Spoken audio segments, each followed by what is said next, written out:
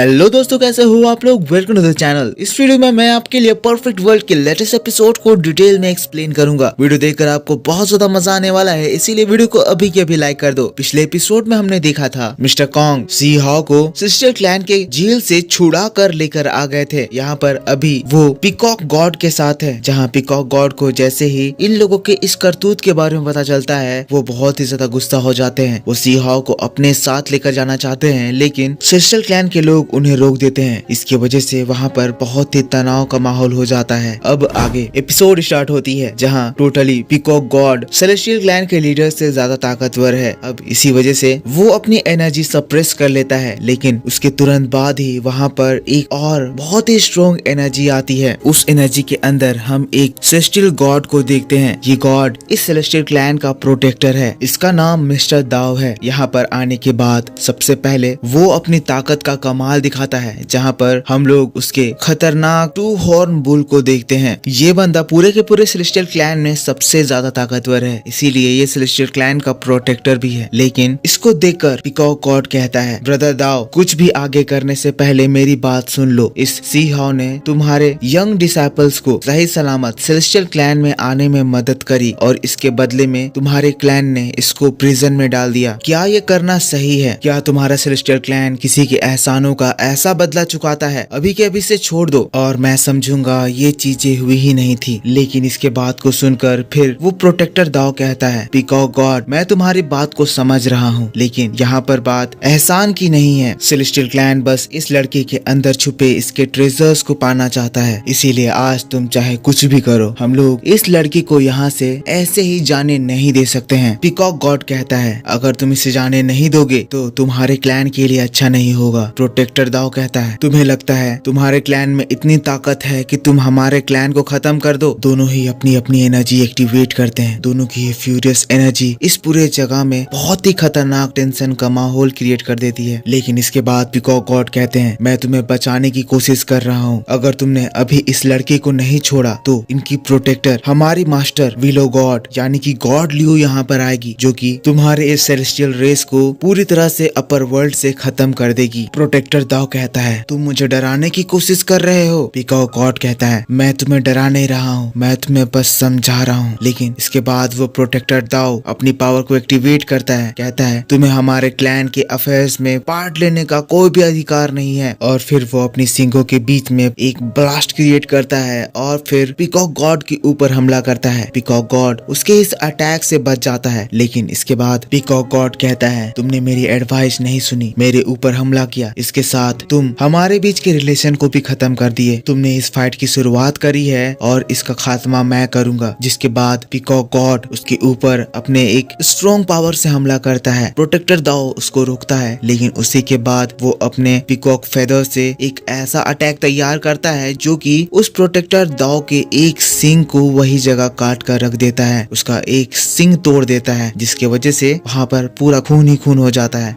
ये खून यहाँ पर रियल एपिसोड में नहीं बताया गया है, पर नोवेल में इसके अकॉर्डिंग इस फाइट में पूरा का पूरा खून भर गया था। अब इसके बाद पीकॉक गॉड कहता है, प्रोटेक्टर दाओ, तुम बूढ़े हो चुके हो, तुम्हारी ताकत वैसी नहीं रही जैसे पहले थी, तुम मुझसे कभी भी फाइट में नहीं जीत सकते हो। लेकिन इसके बाद तो दोस्तों वो प्रोटेक्टर दाओ गुस्से से पागल हो जाता है। वो पागलों जैसे चिल्लाने लगता है और फिर अपने क्लैन की सुप्रीम पावर को यूज करने लगता है। ये इन लोगों की क्लैन लेवल अल्टीमेट पावर है, जिसको इनफाइनाइट डूम कहा जाता है। इसके एक्टिवेट होते ही वहाँ पर एक एरिया क्रिएट हो जाता है, जो कि पूरे की पूरे सेलेस्टियल क्लैन को कवर कर लेता है और अंदर वहाँ पर इन सभी लोगों को पकड़कर मारने के लिए चैंस आ जाते हैं। अब ये चीज देखकर पीकॉक गॉड भी गुस्से से आग बबूला हो जाते हैं, कहने लगते हैं, तुम अपने क्लैन के सुप्रीम पावर को यूज कर रहे हो ताकि तुम मुझे मार सको। अगर ऐसी बात है तो मैं भी हेवन और अर्थ की पावर को स्प्लिट करके रख दूंगा, मैं तुम्हें यहाँ जिंदा नहीं छोड़ूंगा। जिसके बाद पीकॉक गॉड भी अपनी सुप्रीम पावर यूज करता है और पीकॉक गॉड की पावर एक ही झटके में वहाँ पर जितने भी जो चैंस आए थे उन सभी चैंस को तोड़ के रख देता है। इसके टूटते ही वहाँ वो जो डूम था वो भी पूरी तरह से डिस्ट्रॉय हो जाता है। और दोस्तों वो जो इस डूम को हैंडल कर रहा था यानी कि प्रोटेक्टर दाओ, उसके मुंह से बहुत ही जोर का खून का फव्वारा निकलता है। अब इसके बाद प्रोटेक्टर दाओ की तो हालत खराब हो गई है, वो पीकॉक गॉड से हार गया है। अब उसके साथ ही लोग प्रोटेक्टर दाओ को बचाने के लिए आ जाते हैं। कंप्लीट कंप्लीटली इस जगह पर पीकॉक गॉड की जीत हुई है, जिसको देखकर मिस्टर कॉन्ग पीकॉक गॉड का जयकार करने लगते हैं। लेकिन दोस्तों मामला यहीं पर खत्म नहीं हुआ है। इसके तुरंत बाद ही पूरा का पूरा आसमान बहुत ही पावरफुल एनर्जी से भर जाता है। Dark energy, blue energy, green energy,